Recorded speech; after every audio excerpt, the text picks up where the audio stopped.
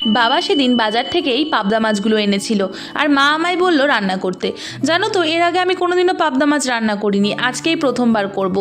মা এর আগে আলু বেগুন দিয়ে করেছিল, কিন্তু আমি বিয়েবাড়িতে গিয়ে একবার সর্ষে পাবদা খেয়েছিলাম, সেইটার টেস্ট আমার খুব ভালো লেগেছিল। তো সেটাই ইউটিউব দেখে ভিডিওটা দেখে আজকে রান্না করব। চলো চলো তোমাদেরকেও শেয়ার করব কিভাবে রান্না করলাম। তো লবণ হলুদ দিয়ে মাখিয়ে রাখা মাছগুলোকে কিন্তু আমি এবার সর্ষের তেলে ভালো করে ভেজে নেব, দেখতে পাচ্ছ। আর হ্যাঁ, আমি ম্যারিনেটের সময় কিন্তু একটু তেলও দিয়েছিলাম মাছে। আর জানো তো, এই পাবদা মাছগুলো প্রচন্ড বেশি ফাটছিল, আমি কিন্তু বেশ ভয়ে ভয়ে রান্নাটা করেছি।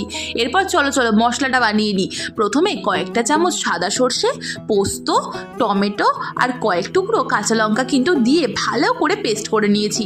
এই দেখো এইদিকে কিন্তু আমার মাছ ভাজাটাও একদমই হয়ে গেছে। তুলে নিয়ে চলো চলো। তো তুলে নেওয়ার পরে কিন্তু আরও যে কটা মাছ ছিল সেগুলোও ভেজে নিলাম। আর এদিকে চলো মশলাটা বানিয়ে ফেলি চটপট করে। এখানে দেখো মাছ ভাজা কিন্তু আমার সমস্তটাই প্রায় কমপ্লিট হয়ে গেছে। দেখো একে একে কিন্তু সব মাছগুলোই ভেজে নিয়েছি।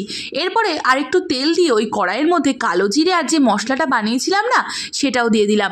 আর দিয়েছিলাম কিছুটা পরিমাণে হলুদ আর কিছুটা পরিমাণে লবণ। আর এরপর তো মশলাটা বেশ খানিকক্ষণ কষিয়ে নিলাম। আর হ্যাঁ, তোমরা কিন্তু জল দিয়েই মশলাটা ফুটিও, কারণ কি বলো তো, সর্ষে পোস্ত দিলে একটু তেতো তেতো হয়ে যায়, তো তার জন্য।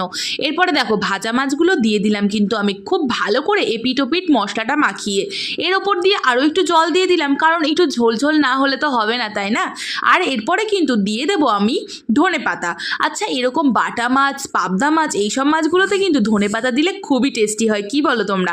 আর কাঁচা লঙ্কাও কিন্তু কিছুটা দিয়েছিলাম। তো দেখো বন্ধুরা, খুব তাড়াতাড়ি কিন্তু আজকে বানিয়ে নিলাম সর্ষে পাবদা। তোমাদের কেমন লাগলো ভিডিওটা জানিও কিন্তু।